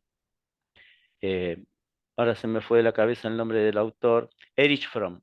Lo habrán escuchado nombrar, psicólogo norteamericano. Escribió un libro que se llama El miedo a la libertad. Porque vivir en libertad da miedo. Porque significa muchas cosas. Bien, estamos todavía con tiempo. Vamos a hacer otro caso. Consultante. Dice, tal como lo veo ahora, estaba pelando mis defensas, capa tras capa. Solía crearlas, utilizarlas y luego descartarlas al darme cuenta de que seguía siendo la misma. Ignoraba qué había en el fondo y tenía mucho miedo de averiguarlo, pero debía seguir intentándolo. Al principio, creía que en mi interior no había nada. Estamos hablando de una persona que está haciendo un proceso, ¿eh? Un proceso terapéutico, un proceso de ser, etcétera. Al principio creía que en mi interior no había nada, solo un gran vacío, donde yo necesitaba y deseaba que hubiera un núcleo macizo. Luego comencé a sentir que enfrentaba una sólida pared de ladrillos, demasiado alta para saltarla y demasiado gruesa para atravesarla. Un día la pared dejó de ser sólida y se volvió translúcida. Después de eso, a ver, está describiendo un proceso, ¿sí? De pensarse, de sentirse. Por eso es que la pared deja de ser como es para empezar a adquirir otras características.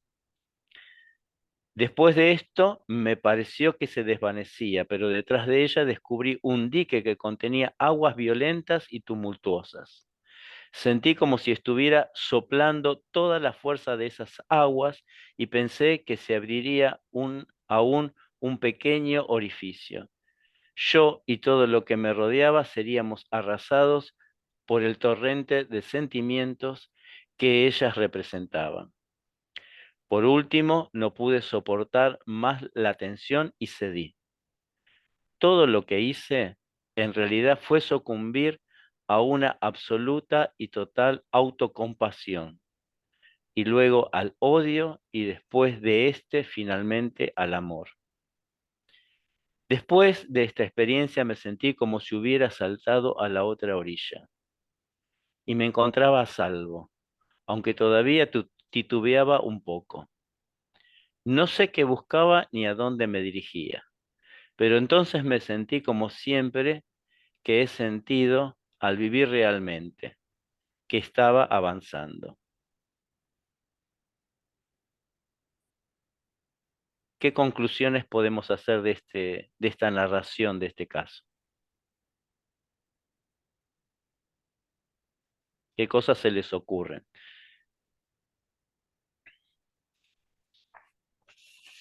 Si nunca he sido quien soy, qué miedo enfrentarme a quien soy. Claro.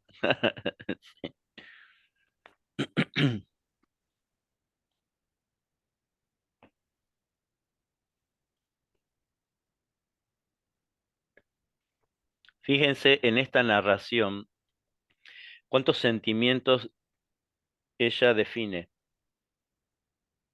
cómo se conecta con sus sentimientos, con sus emociones, con sus sensaciones. Es fuertemente descriptiva.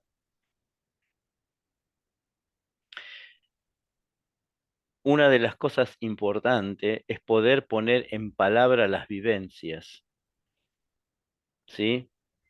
Para esta persona y para las personas que hacen proceso, es muy importante poder ponerle palabra a lo que la persona vive, porque cuando le puede poner palabra a lo que la persona vive, lo puede visualizar, se puede conectar más profundamente con eso, porque ya eso está dicho y tiene esta característica. Que después lo pueda revisar, lo pueda profundizar, le pueda dar más forma, etcétera, pero cuando la persona puede poner en palabras todas estas vivencias, es riquísimo. En esta descripción del caso, si me permites, Raúl, también ¿Sí? también se ve el pendulazo. Vas del odio hasta llegar al amor, porque es un descubrimiento, ¿no? Y yo creo que al final uno comienza a construir el yo, tomando también piezas de lo que fue. Exacto. Sí. Hay una expresión muy linda que la utiliza Víctor Frank que dice, todo proceso, más que una confrontación, ha de ser una reconciliación. Todos los procesos terapéuticos, más que impulsar a la persona a una confrontación con sí mismo para enojarse con lo que hizo, con lo que no hizo, con lo que pudo haber hecho, tiene que ser como un proceso de reconciliación. ¿Sí? Y este proceso de reconciliación es un proceso que la persona, en donde la persona puede amarse, aparece la aceptación. Algunos conceptos que después vamos a ver la próxima clase. Entonces, más que una confrontación, tiene que hacer un proceso de reconciliación la persona. ¿Ok? Bien.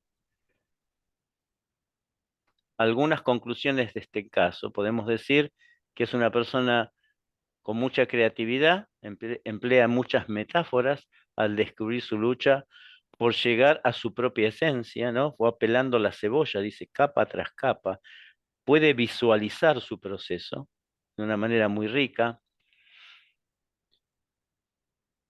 con bastante claridad expresa el sentimiento que muchas personas experimentan. Si nosotros, a veces a las personas les cuesta mucho experimentar lo que sienten, tenemos una tendencia más a decir lo que pensamos más que lo que sentimos. Cuando le decimos a alguien, ¿qué sentís?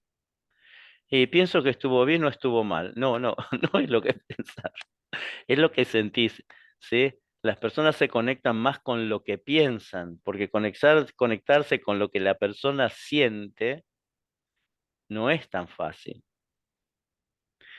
Dice, con bastante claridad expresa el sentimiento que muchas personas experimentan de que si no mantienen la fachada falsa, la pared, el dique, todo será arrasado por la violencia de los sentimientos que descubren ocultos en su mundo privado. ¿Sí? Ser la persona que uno realmente es, renunciar a las fachadas, renunciar a los mandatos, ¿sí? Es algo muy fuerte. Hay mucha violencia interior, porque la persona está como en un proceso de como se utiliza mucho la palabra hoy en día, de deconstrucción para construir. Y es muy difícil deconstruir, decir, bueno, este no soy yo, ahora este soy yo. Entonces aparece una necesidad fuerte del individuo a buscarse y a llegar a ser él mismo. Esto es muy importante porque la persona comienza a estar abierto a las experiencias que tiene. Dice, yo tengo esta experiencia de mí mismo o de mí misma. Me quiero abrir, quiero conocerme, quiero transitar esto. Quiero dejar de sentirme culpable. Una vez, un paciente me decía esto. Estudiaba counseling también y había estado en una clase de sexualidad, ¿no? Entonces en la clase de sexualidad el profesor me dice, el profesor dijo algo y yo me reí un montón y me pidieron de que mis compañeros me dijeron, ¿de qué te reís? ¿De qué te reís? Y la persona esta dijo, me río porque se me ocurrió un chiste recontra guarango, un tema de sexualidad. Entonces los compañeros y el profesor dijo, bueno, dale, contalo. Le dijo, no, no lo voy a contar, decía. Me contaba esta persona, dice, no lo voy a contar porque es muy guarango, muy, muy feo, muy sucio. Dale, dale, lo empezaron a hinchar, hinchar, hinchar, y terminó contándolo. Este, y los compañeros le dijeron, pero uy, es una barbaridad lo que dijiste. O sea, le dijeron hacerlo y después lo juzgaron. Entonces me decía que a él le llamó mucho la atención lo que le pasó después. Lo que le pasó después es que en un momento iba para la casa manejando en el auto y se empezó a sentir muy, muy angustiado, muy angustiado. Me dice, tan angustiado me sentí que dejé de manejar, me estacioné un costado, era de noche, como las 11 de la noche, que había salido de la facultad. Me angustié tanto que dije, quiero ver qué me pasa. Y se puso a pensar y me dice, estaba angustiado porque me di cuenta que no había sido obediente a mis mandatos religiosos, que no había sido un buen cristiano, que no había dado un buen testimonio de vida, que esto, que lo otro, ta, ta, ta. Entonces, cuando me di cuenta de eso, arranqué con el auto y seguí para mi casa. Dice, pero me pasó otra cosa significativa, que cuando iba hacia mi casa me seguía sintiendo angustiado. Entonces, volví a parar el auto y me pregunté, ¿qué me sigue pasando? Si me di cuenta qué es lo que pasa. Entonces, me decía, lo que me di cuenta es que qué fuerte que tengo estos mandatos internalizados. Y lo que me angustia es que no me puedo perdonar de lo que hice. No me puedo perdonar esto que hice. Está mal. Está contra mis valores, contra lo que mi grupo me dice, mi familia, etcétera. Entonces, bueno, charlamos mucho sobre este tema. Él fue haciendo como un proceso y en un momento, un día vuelve y me dice, todo esto que estuvimos hablando me di cuenta de que ya no me quiero sentir culpable de nada. Que lo que voy a hacer de ahora en más cuando me equivoque, voy a decir, me equivoqué. Y que la culpa se la metan en el bolsillo, digo. Pero yo no me voy a sentir más culpable de nada. Lo que sí voy a aceptar, si me equivoco, lo modificaré o no, pero veré qué es lo que hago, pero no quiero sentirme más culpable de nada. No quiero vivir con culpa las cosas que hago, los errores que cometa, porque si no, no voy a... siento que esto me limita, la culpa me limita, me ata. Entonces empezamos a hablar sobre, bueno, tuve una experiencia donde él empezó a decirle a su grupo, yo no soy quien soy. Y empezó, por ejemplo, a hablar con muchas malas palabras, a putear, a insultar. Dice, aunque parezca una cosa infantil, este era yo, decía, ¿no? Bueno, fuerte la experiencia que tuvo, porque tomó conciencia de los mandatos que tenía, de la culpa que sentía por esos mandatos, como le pesaba. Bueno, acá abajo dice algo muy importante, la vivencia del sentimiento. Esto es importantísimo. Estas vivencias del sentimiento en realidad consisten en descubrir los elementos desconocidos del sí mismo. Por lo que decíamos antes, ¿no? Muchas veces uno puede llegar a cuestiones a través de la razón, pero cuando uno se conecta con lo emocional, con el sentir, es mucho más fuerte, porque la razón pone un límite al sentir muchas veces. Ya la expliqué. En cambio, la vivencia nos pone como más, más desnudos. Dice, el fenómeno de experimentar los sentimientos es de naturaleza tal que remite a las vivencias más genuinas de nuestra experiencia. En nuestra vida cotidiana existen mil y unas razones que nos impiden experimentar plenamente nuestras actitudes. Razones originadas en nuestro pasado, en el presente y otras surgidas de la situación social que hace que parezca demasiado peligroso y potencialmente nocivo experimentarlas de maneras libres y completas. O sea, experimentar los sentimientos. A veces experimentar un sentimiento de odio, de bronca, de deseo de aniquilación del otro, puede ser una experiencia muy embromada para muchos. Y a veces estos sentimientos no nos permitimos experimentarlos porque creemos que van a ser como inconscientemente, como que van a ser muy nocivos. ¿Qué va a salir de acá? ¿Qué monstruo va a salir? ¿Se acuerdan Dr. Jekyll y Mr. Hyde? Y muchos de estos sentimientos, a veces cuando afloran, ¿sí? No hay que tenerles miedo, hay que decir, estoy enojado, tengo odio, quiero matarlo, quiero matarla, quiero hacer esto, quiero hacer lo otro, porque si uno está bien parado en las cosas, puede conectarse con sus emociones y puede aprender a ver cómo ordena esto, ¿sí? Si no estamos en un estado de represión permanente, de negación, de no conectarnos, y esto no ayuda al desarrollo de nuestro sí mismo. Dice, sin embargo, gracias a la seguridad y a la libertad que ofrece la relación terapéutica, pueden ser vivenciadas con plenitud y con conocimiento de los límites que presentan. En ese momento la persona es su temor, bien es su enojo, su ternura o lo que fuere. ¿Cuántas veces en los procesos terapéuticos aparecen profundos enojos hacia los padres, donde se permiten experimentarlos ahí, pero que afuera no estaba permitido? ¿Por qué? Porque el espacio muchas veces terapéutico es un lugar para poder ser, es un lugar libre de amenaza.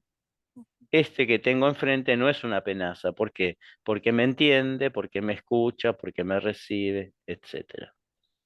Bien, nos quedan 10 minutos.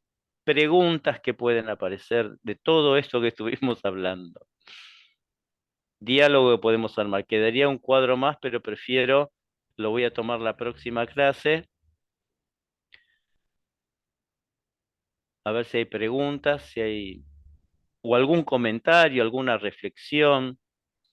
¿Qué les pareció todo esto que estuvimos viendo? Raúl, me identifico tanto con todo lo que nos has dicho, creo que es evidente, que me cuestiono, ¿eso nos pasa a todos? Porque veo personas como muy resueltas de principio a fin, eh, o que no tienen que confrontarlo, y otras que sí hemos luchado cada paso que has dicho. Ujú. A ver, es una pregunta muy difícil de contestar, porque son experiencias muy personales. Sí, Yo creo que este tema, ¿sí?, del enmascaramiento, de una manera u otra, todos las tenemos. ok. Porque todas estas cuestiones tienen que ver con reminiscencias muchas veces infantiles, tienen que ver con las distintas cuestiones de nuestra infancia, de nuestra historia, de vivencias, y todos hemos usado máscaras, o en algún caso todavía las seguimos teniendo. Nunca existe la persona totalmente desenmascarada, porque a veces la persona no es consciente que las tiene, ¿sí?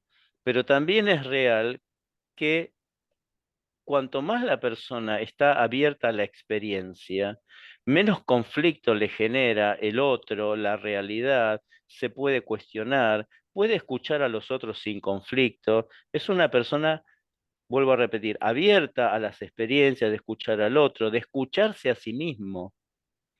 Porque a veces es muy fácil escuchar a los demás, pero ¿me puedo escuchar a mí mismo? ¿Cuáles son las resistencias que tengo? Entonces, es una pregunta difícil de contestar, pero sí podemos decir que todos hemos tenido y tenemos máscaras.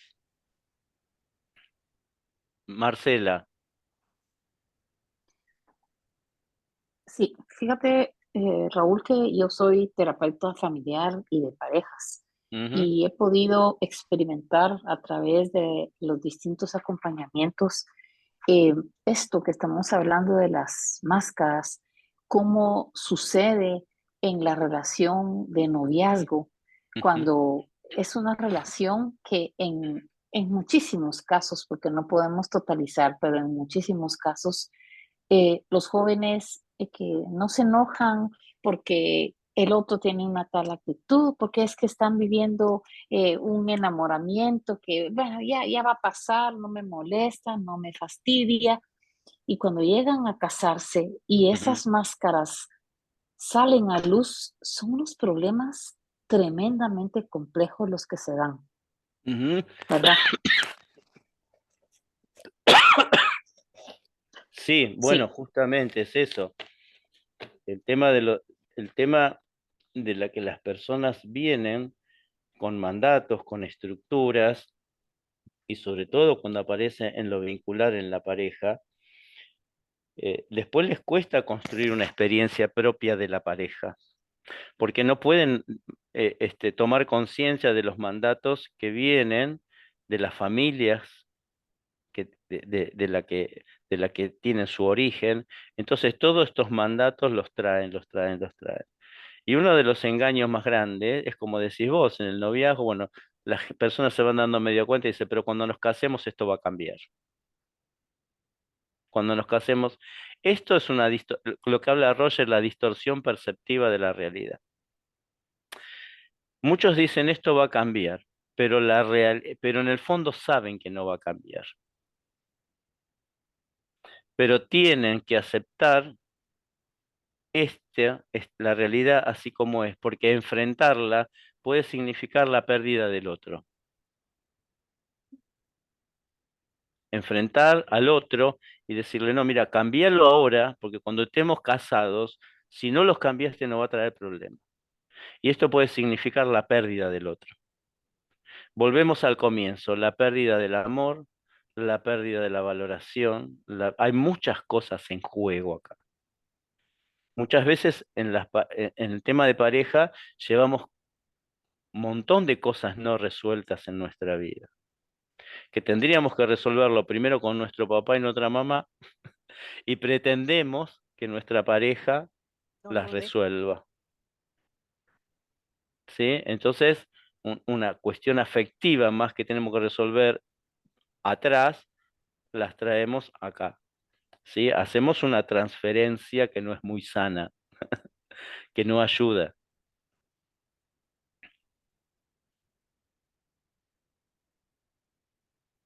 ¿Alguna otra pregunta? ¿Alguna reflexión? Sí, Raúl, me ponía a pensar también, viéndolo de un modo inverso, se podría decir, hay personas que realmente, lejos de quitarse la máscara, lo que hacen es que como que se las van cambiando, ¿no? De acuerdo a las Mm, circunstancias y a todo lo que ellos necesitan en un momento determinado, pues se ponen, lejos de quitárselas ante uno, o que sea ese el objetivo, claro. se las ponen, ¿no? O sea, o nos las ponemos, me voy a incluir dentro de todo eso porque a veces jugamos juegos y a veces no queremos, todos queremos señalar al otro de que se pone máscaras, pero también nosotros a veces nos ponemos máscaras también Sí. para venir y para ser aceptado, como te decía la otra vez. Ujú, También juega roles, porque por ejemplo, con los hijos, me he dado cuenta que muchas personas no son transparentes, sino que les dicen, hagan esto, pero ellos actúan de una manera inversa. Entonces es como también jugar con esas máscaras. ¿Qué opinas? A ver, como habíamos estado diciendo en uno de los cuadros del Power, las máscaras son mecanismos adaptativos, ¿sí? Las personas usan las máscaras para adaptarse a las circunstancias, para adaptarse a la relación con el otro, para adaptarse a un trabajo, para adaptarse a un grupo social. Utilizan máscaras donde son de una manera con los hijos y después afuera son otra cosa totalmente distinta. Entonces, acá hablamos y a veces estas cosas son conscientes o no conscientes, pero esto pasa permanentemente, ¿sí? El problema es cuando aparece el desenmascaramiento.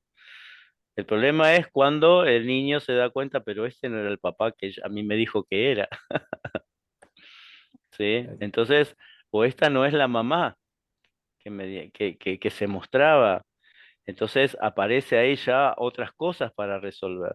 Entonces ya hay un proceso distinto donde ya el niño, para aceptar a ese papá o esa mamá, ya no tiene que verlo tanto como papá o como mamá, sino tiene que verlo como una persona que tiene sus complejidades, sus idas, su vuelta, pero sacar al padre o a la madre de ese rol para mirarlo como persona es un proceso. Pero bueno, las máscaras están, son procesos, son cuestiones adaptativas. Ruth, Buenas noches, pues yo quería agradecer por la clase tan especial, tan puntual, porque realmente nos enmarca que todo tiene su raíz en la infancia, ¿verdad? Según las diferentes etapas en la aceptación, el amor, todo lo que nos dieron y entonces pues ahí estamos inmersos todos traemos diferentes cosas, algunos las hemos descubierto ya nos ujú, hemos quitado una que otra máscara, uno que otro mecanismo de defensa, ya nos ujú, hemos podido hacer conscientes, pero creo que esto también se logra hasta que uno toma conciencia que necesita generar cambios y entras en un proceso terapéutico, ¿verdad? El segundo caso que nos pusiste, realmente vi que ella logró todo esto, pero porque ya estaba en un proceso terapéutico, pero ujú, de principio de haber sido una persona con una depresión muy profunda, con unos vacíos existenciales tremendos, y me imagino que pues en terapia fue que ya pudo haber ido saliendo ella y ujú. entendiendo todo eso. Maravillosa clase. Muchas gracias. Buenísimo esto que decís, Ruth, porque mayormente las personas llegan a terapia y dicen, ¿por qué venís? Y algunos dicen, estoy muy angustiado o estoy muy angustiada y no sé qué me pasa y no puedo salir de esta angustia, no puedo salir de esta tristeza, no puedo salir de este pozo depresivo, no sé qué me pasa. Así es. ¿Mm? No, gracias a vos. Gracias. Luis Fernando, Tuve re mala señal, entonces me perdí mucho, pero sí con un montón de preguntas, pero el tema me parece buenísimo. Eh, y lo que me quedo es ¿qué hago realmente? Y yo no soy terapeuta, entonces no me voy hacia lo que es esto, pero sí soy papá y entonces me voy más a los hijos y digo, bueno, ¿qué hago con mis hijos para ayudarlos a liberarse de esas máscaras y qué puedo hacer con ellos? Y me gusta mucho esta consideración positiva y la valoración también y las cosas importantes que uno tiene que escuchar, aunque eh, eh, piensa uno de que también van a su ritmo y van creciendo poco a poco ellos y ellos con sus puras experiencias sociales.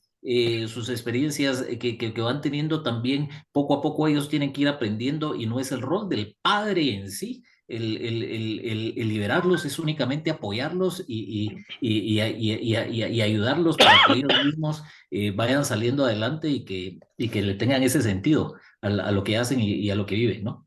Gracias, la voy a ver nuevamente y seguro que voy a tener un montón de preguntas para la próxima.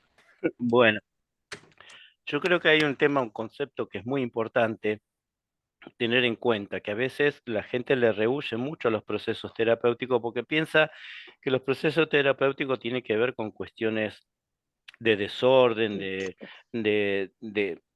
de patologías, etcétera, pero uno puede hacer un desarrollo, lo que hablamos un proceso como un desarrollo personal, el desarrollo de la persona, ¿sí? Una búsqueda de bienestar, un deseo de trascender. Muchas veces vienen a consulta gente que me dice, mira, yo no sé si tengo algún problema complicado, pero lo que tengo ganas es de pensarme de otra manera distinta. ¿Qué es lo que están diciendo? Quiero mirar la realidad de una manera distinta. ¿Hay otra posibilidad? ¿Hay otra manera de ver la realidad que vivo, lo que me pasa?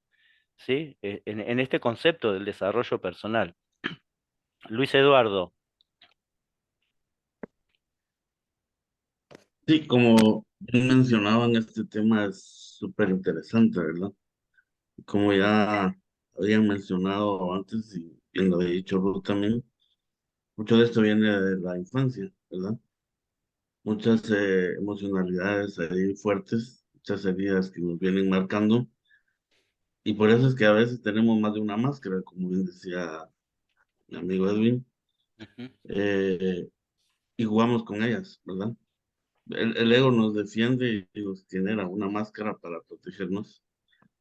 Y cabal, esto solo yendo a terapia, tomando nuestra autoestima, viendo que valemos, dejando de querer depender de nadie, de huir o controlar a los demás. Entonces, vamos siendo nosotros mismos. Entonces ya le podemos decir al ego, muchas gracias, vamos de aquí en adelante solos, ¿verdad? Bueno, la próxima clase vamos a profundizar todos estos temas. La propuesta va a ser cómo mirar un proceso, cómo hacer un proceso con estas cosas. ¿Sí? Marcela. Solamente agradecerte, Raúl, pienso que para todos fue una super clase con muchísimo contenido y quisiera, en nombre de todos mis compañeros, pedirte si nos puedes compartir esa presentación para poderla chequear nuevamente y tener Sí. para la siguiente clase toda esa información, por favor. Sí, cómo no, se lo voy a mandar a Jaime y Jaime se los va a mandar a... Sí, sí, por supuesto, es para ustedes, para ustedes. Gracias. Así que, Gracias. bueno, ¿está Jaime por ahí? Creo que No, se yo creo había que no. salido. Creo Sí, que Está se sí, salió. salió. Ah, Ya está. bueno, hemos quedado nosotros solos entonces. Ajá, Bueno, ajá. entonces, realmente fue un gusto, me encantó compartir con ustedes, me encantó las preguntas, me encantó verlos activos, las inquietudes, así que bueno, y también me alegra mucho haberles sido útiles con todas estas cosas. Espero que en la próxima clase suceda lo mismo y podemos compartir algunos conceptos para enriquecernos y hacer más linda la vida de cada uno. Así que nos Gracias, Raúl. vemos la próxima semana. Que Dios los bendiga. Que Adiós. descansen. Gracias. Muchas Gracias. gracias, Raúl. Gracias, Feliz noche Gracias. Raúl. para Feliz noche. todos. Gracias. Feliz Excelente noche. clase. Adiós. Semana, Bendiciones. chicos. Gracias.